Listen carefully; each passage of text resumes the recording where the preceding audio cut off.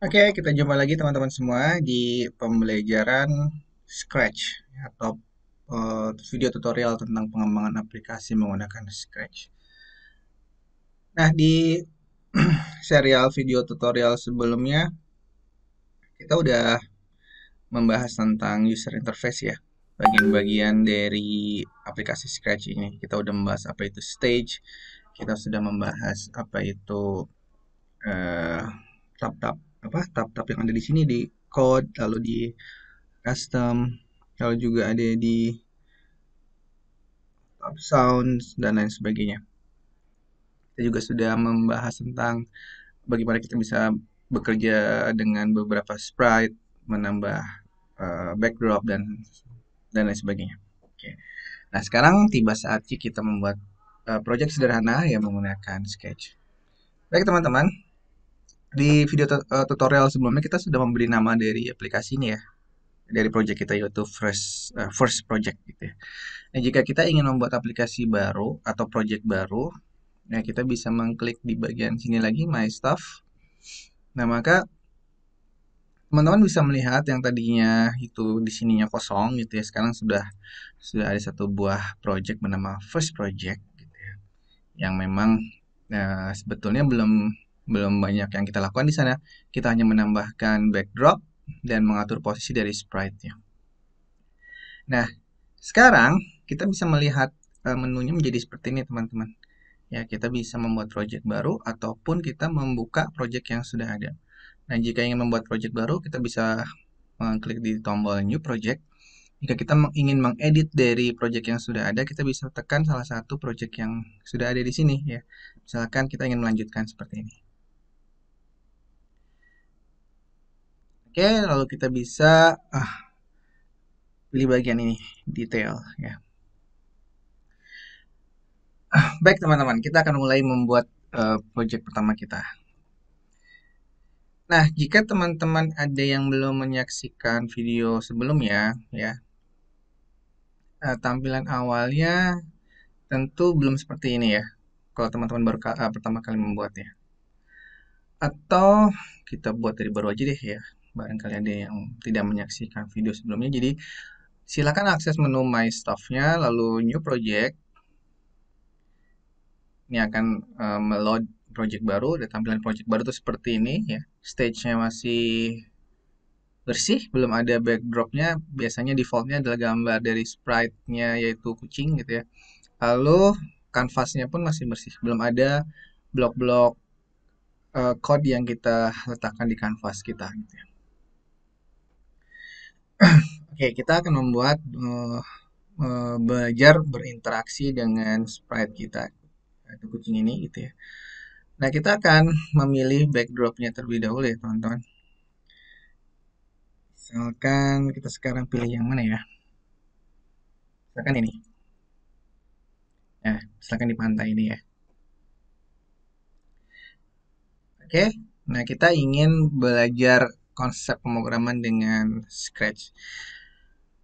Baik teman-teman, di pertemuan sebelumnya kita sudah eh, pelajari ya bahwa setiap kali kita memilih eh, properti-properti di bagian code atau custom ataupun sound gitu ya, itu dia akan terhubung dengan sprite yang terpilih di bagian sisi sebelah kanan ini.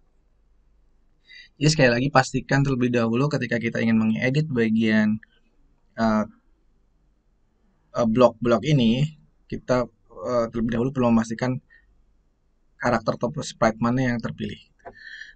Sebagai contoh, yuk kita tambahkan satu sprite lagi ya di sini ya.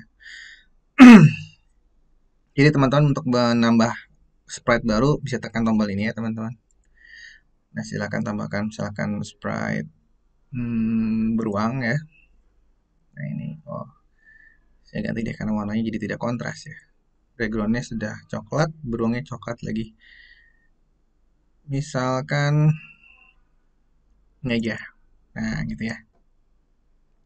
Nah sehingga uh,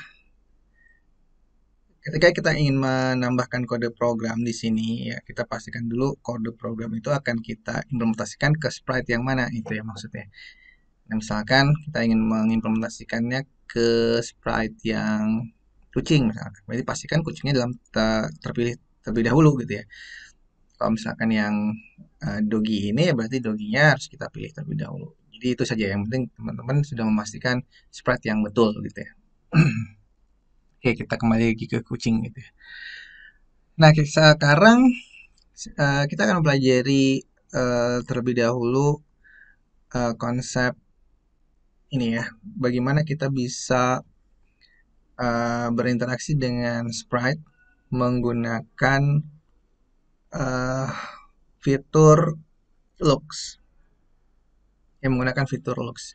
Jadi kita ingin ketika programnya dijalankan, sprite ini bisa menanyakan sesuatu memberikan interaksi ke kita, lalu kita bisa menginputkan sesuatu, gitu ya. Oke. Nah, kita ingin ketika gamenya dijalankan, kucing ini menanyakan sesuatu kepada kita, ya, menanyakan sesuatu kepada kita, ya, atau meminta kita menginputkan sesuatu. Nah, berarti yang harus kita lakukan pastikan kucingnya dalam keadaan terpilih, ya. Lalu kita memilih event terlebih dahulu. Ya, eventnya ada di tab sini, ya, di tab event. Lalu pilih when flag click. Lalu kita drag event tersebut ke area canvas. Ini maksudnya seperti ini, teman-teman. Event when flag click ini akan terpicu ketika kita menekan uh, tombol flag ini, ya, sebagai tanda dimulainya program, dijalankannya program, ya. Nah, sebagai contoh ketika kita play sekarang, nah programnya sudah jalan, tapi kita tidak bisa melihat apapun ya, karena di bawah flag ini belum kita tambahkan logika-logika apapun, ya. Kita belum tambahkan blok-blok yang lain, ya, jadi makanya di sini tidak terlihat apapun, gitu ya. Nah, seperti skenario tadi yang sudah dijelaskan di awal, kita ingin agar kucing kita ini bisa menampilkan tulisan seperti sebuah perintah yang meminta kita untuk menuliskan sesuatu gitu ya. Nah, untuk mendapatkan blok tersebut itu ada disediakan di dalam sini teman-teman, di bagian tab sensing. Ya, kita bisa menggunakan ini ask. Ya, jadi kita bisa tarik kalau letakkan ke di bawah persis dari when flag click. Ya, jadi ini harus di apa namanya, ditempelkan gitu ya. Nah, sekarang mari kita lihat hasilnya. Apa yang terjadi ya teman-teman ketika kita play. Nah, maka di sini muncul uh, tulisan what's your name gitu ya. Tulisan ini muncul diakibatkan adanya blok ini ya teman-teman. Ada blok what's your name. Ask. Ask ini akan meminta sebuah input dari kita, ya. Tentunya disesuaikan dengan apa yang diperintahkan. What's your name berarti kita diminta untuk menginputkan nama kita gitu ya. Kalau ada yang bertanya bisa nggak ininya diganti, bisa saja ya. Tinggal misalkan ini kita ganti. Kita ganti menggunakan bahasa Indonesia. Misalkan siapa nama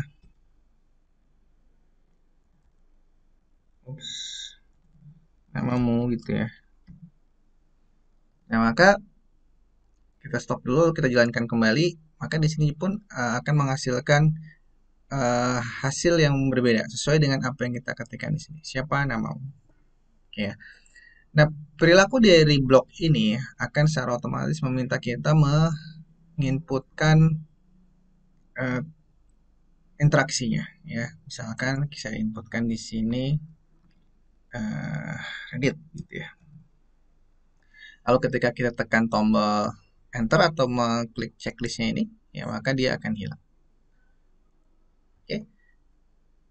Maka seperti itu. Ya memang di sini yang kita berikan baru sejauh itu. Artinya ketika tombol di flag atau tombol benderanya kita klik, kita baru menampilkan tulisan pertanyaan seperti ini.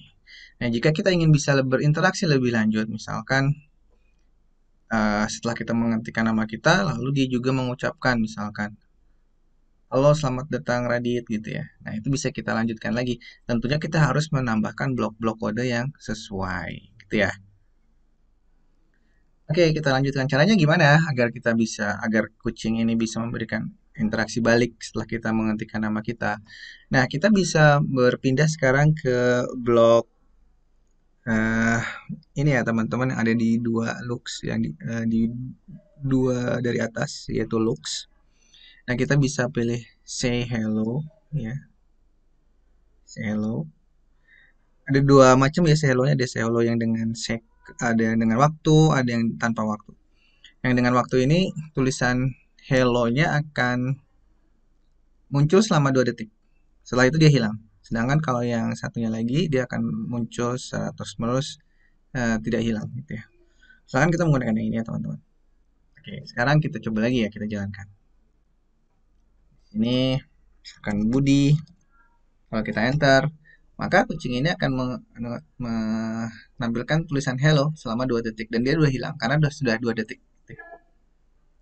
Nah, sekarang aplikasi yang kita buat sudah sedikit lebih interaktif ya karena setelah kita mengetikkan nama kita, ada timbal balik ya, ada interaksi balik yang diberikan oleh Scratch atau karakter kucing ini dengan menuliskan hello. Ya. Oke, sekarang kita ubah lagi skenario-nya.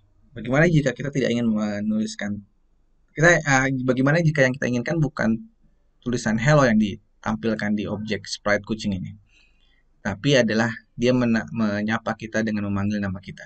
Bagaimana caranya? Oke, kita bisa lakukan dengan merubah tulisan hello-nya bukan dengan hello tapi dengan jawaban yang tadi kita ketikkan gitu ya. Misalkan jawaban yang kita ketikkan adalah nama kita, maka dia akan menampilkan jawaban tersebut. Nah, bagaimana caranya? Nah, kita bisa kembali lagi ke bagian tab sensing. Di situ ada sebuah blok bernama answer nih teman-teman ya. Kita ganti tulisan hello-nya dengan answer. Nah, ini akan berakibat apapun yang kita ketikkan, jawaban apapun yang kita ketikkan, dia akan tampilkan. Oke, kita coba ya. Ini ya. Berarti kan ini adalah sebagai answer dari kita. Kucing ini bertanya siapa namamu, maka bagian ini adalah dianggap sebagai answer-nya. Gitu ya. Silakan kita jawab di sini. Radit. Ya. Lalu ketika di enter, answer tersebut yang akan ditampilkan sehingga say answer berarti say Radit gitu ya. Nah itu. Ya. Oke, sekarang menjadi lebih interaktif lagi. Nah, tapi kayaknya belum cukup deh. Karena yang kita inginkan adalah kucing ini bisa menyapa kita dengan lebih proper. Ya. Bukan bukan dengan memanggil balik nama kita gitu ya. Tapi dengan misalkan hello Radit gitu. Jadi bukan hanya hello, bukan hanya Radit tapi hello Radit. Apa yang bisa kita lakukan? Nah, berarti sebetulnya kita memerlukan sebuah blok yang dapat menggabungkan dua buah kata ya kan. Hello dan answer gitu. Nah, Scratch menyediakan fitur itu teman-teman. Nah, fitur tersebut ada di bagian sini teman-teman, ada di bagian operator. Namanya adalah join. Ya. Mana join ya?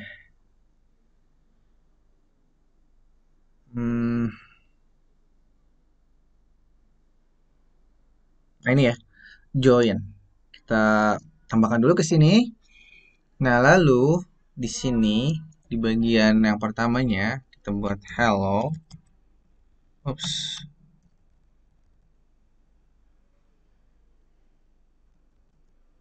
Oke ya. Lalu di bagian banananya kita ganti dengan answer.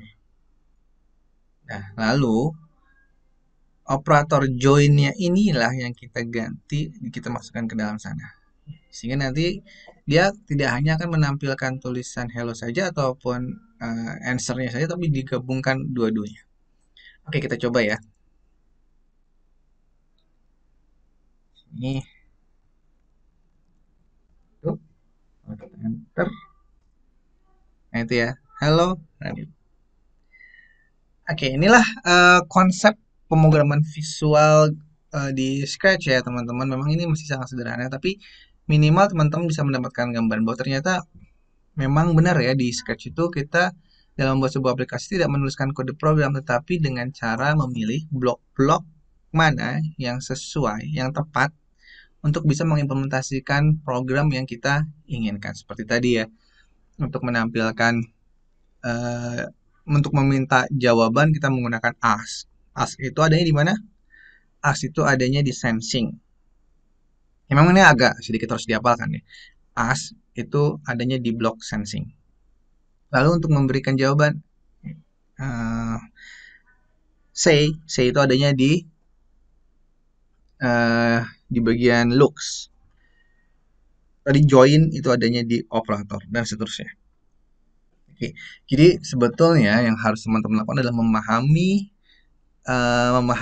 logiknya dan menghafalkan letak-letaknya. Sebenarnya seperti itu ya. Bukan dengan cara mengetikkan kode-kode program seperti cara-cara pemrogram pada umumnya gitu ya. Nah, itulah eh eh apa namanya? Aplikasi pertama kita yaitu first project kita gitu ya. Atau kita beri nama, tadi belum diberi nama ya. Kita beri nama di sini namanya say hello gitu ya. Say hello. Oke, teman-teman. Nah, sekarang untuk bisa lebih mendapatkan gambaran yang lebih baik gitu ya. Mungkin kita bisa bikin sedikit membuat contoh yang lain ya, membuat salah satu contoh lagi gitu ya. Misalkan kita sekarang ingin membuat sprite yang satunya ini ya, yang Dogi ini bisa gerak dari posisi awal ke posisi akhir. Nah, perhatikan ketika saya berpindah ke sini, bloknya hilang karena blok-blok tadi itu miliknya kucing seperti ini ya. Nah, ketika berpindah di sini dia tidak akan terlihat. Jadi itulah yang harus kita perhatikan ya. Jangan sampai kita memilih sprites yang salah.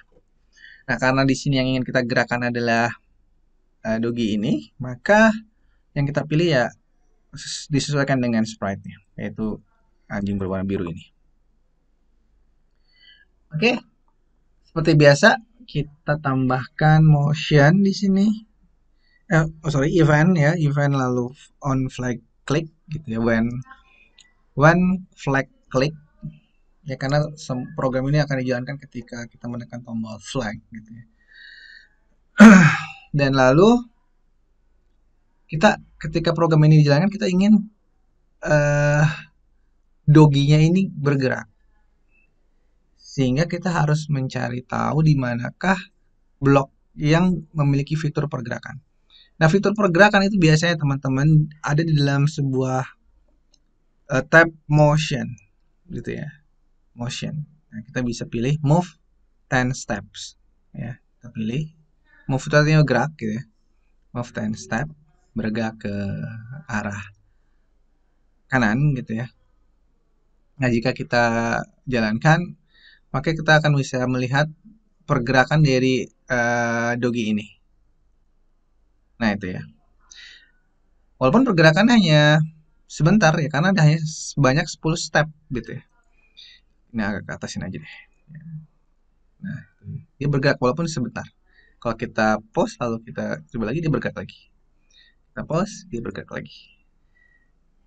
Oke, sekarang kita sudah bisa mengimplementasikan pergerakan pada dogi itu ya. Tetapi pasti ya di antara teman-teman ada yang beranggapan ada yang menginginkan lebih dari itu gitu. Artinya misalkan kita ingin pergerakannya itu secara terus-menerus sampai ke sana gitu ya. Apa yang bisa kita lakukan? Ingat, kata kuncinya adalah secara terus-menerus. Jadi terjadi sebuah perulangan pergerakan. Nah, jika perulangan, jika yang kita inginkan adalah dia mengulang berkali-kali dari perintah move ini, maka kita bisa menggunakan panel control. Ya, di situ banyak sekali perintah-perintah yang mengimplementasikan perulangan. Ya, ini repeat 10 kali. Jadi kita akan mengulang sebanyak 10 kali. Nah, sekarang teman-teman harus apa namanya? Hati-hati, harus teliti ya. Blok repeat ini dia akan mengulang seluruh blok yang ada di dalamnya. Ya, yang seluruh blok yang ada di dalamnya. Sebagai contoh, jika kita letakkan di sini, ya, lalu kita jalankan, kita tidak melihat perulangannya. Dia tetap hanya berjalan 10 step lagi. Tidak diulang 10 kali, 100 step, tidak. Itu dikarenakan karena memang blok repeat yang kita gunakan di dalamnya belum ada blok apapun gitu ya. Pergerakannya itu justru ada di luar blok.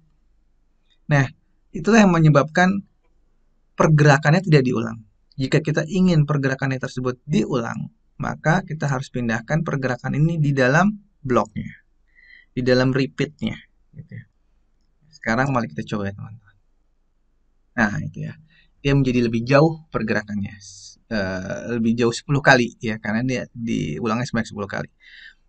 Nah kalau misalkan kita ulangi lebih banyak, misalkan 100, ya tentu dia akan lebih jauh pergerakannya. Nah seperti itu. Oke. Dan seterusnya ya, jadi bisa menghasilkan sebuah efek animasi gitu. Lalu kita jalankan lagi, loh kok si doginya ini nggak kembali ke posisi awal. Memang ya, perilaku dari sketch itu seperti itu ya teman-teman. Jadi ketika sprite-nya sudah berpindah tempat, ketika program yang dijalankan, dia tidak akan kembali ke posisi awal jika kita tidak menginterferensi ya, membuat hanya dia untuk kembali ke posisi awal gitu. Nah, sekarang apa yang bisa kita lakukan agar setiap kali kita menjalankan program ini semuanya kembali ke posisi awal? Oke, yang bisa kita lakukan adalah seperti ini teman-teman. Ya, sekarang kita coba lagi ya. Ketika belum kita tambahkan apapun, dia akan bergerak dari kiri ke kanan. Tapi ketika kita play ulang, dia sudah dalam posisi yang ada di kanan gitu. Nah, bagaimana caranya agar dia kembali ke kiri lalu baru ke kanan lagi? Nah, kita bisa lihat di sini di bagian posisi di bagian sini teman-teman, di bagian properti yang dimiliki oleh sprite Dogi ini ya, dia memiliki koordinat X dan Y. Teman-teman bisa lihat di situ posisi sekarang itu ada di minus, X-nya di minus 166 dan Y-nya ada di posisi 23. Nah, sehingga kita bisa menggunakan koordinat atau posisi ini untuk selalu memastikan terlebih dahulu bahwa Dogi ini sebelum bergerak selalu harus dipastikan terlebih dahulu ada di posisi ini.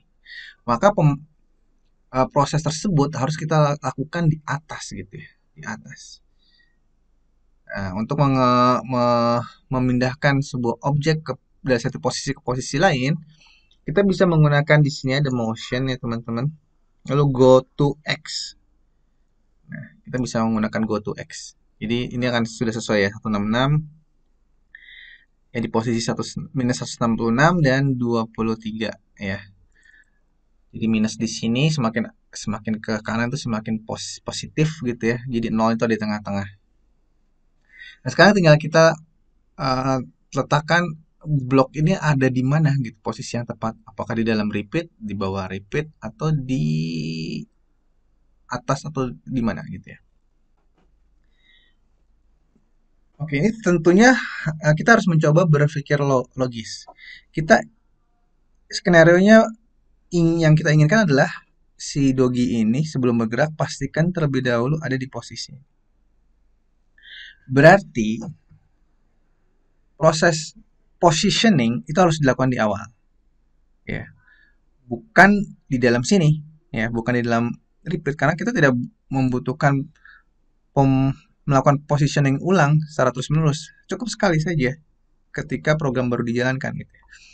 Oke, kita coba ya. Kalau kita taruh di bawah, di akhir gitu, maka Dogi ini tidak akan berpindah gitu ya. Ya, dia masih jalan terus. Nah, setelah selesai baru pindah. Padahal yang kita inginkan dia pindah dulu baru gerak gitu ya. Sehingga di sini berarti tidak tepat. Bagaimana kalau di dalam perulangannya? Dijalankan. Nah, dia baru jalan sedikit, dia kembali lagi. Jalan sedikit, kembali lagi. Jadi nggak gerak-gerak gitu. Karena dia dalam perulangan ini jalan, balik lagi ke posisi awal. Nah, sehingga yang harus kita lakukan adalah meletakkan uh, ini di bagian awal ya, dan seperti ini. Jadi pergerakannya tetap ada dalam perulangan, namun positioning itu ada di awal. Ini. Nah, sekarang kalau kita eh, close, kalau kita jalankan dia ke awal, ke posisi awal dulu. Nah, itu ya. Nggak perlu kita tarik-tarik secara manual. Dia akan ke posisi awal baru gerak. Ke posisi awal baru gerak. Oke, itu ya teman-teman. Sekedar apa namanya, overview sedikit tentang bagaimana Scratch ini bekerja gitu ya. Bagaimana kita bisa menyusun kode-kode program dalam bentuk blok-blok secara visual ya, dan bagaimana kita bisa berinteraksi dengan uh, sprite yang kita pilih. Nah, kedepannya kita akan lebih detail menjelaskan satu persatu dari fitur-fitur yang ditawarkan oleh sprite ini. Sangat banyak ya teman-teman. Kita akan belajar satu persatu tentang konsep conditional, tentang konsep perulangan, tentang uh, tentang pemilihan kondisi ya, dan seterusnya. Oke, itu saja yang bisa saya sampaikan dalam kesempatan kali ini. Terima kasih atas perhatiannya. Sampai berjumpa kembali di pembelajaran berikutnya. Wassalamualaikum warahmatullahi wabarakatuh.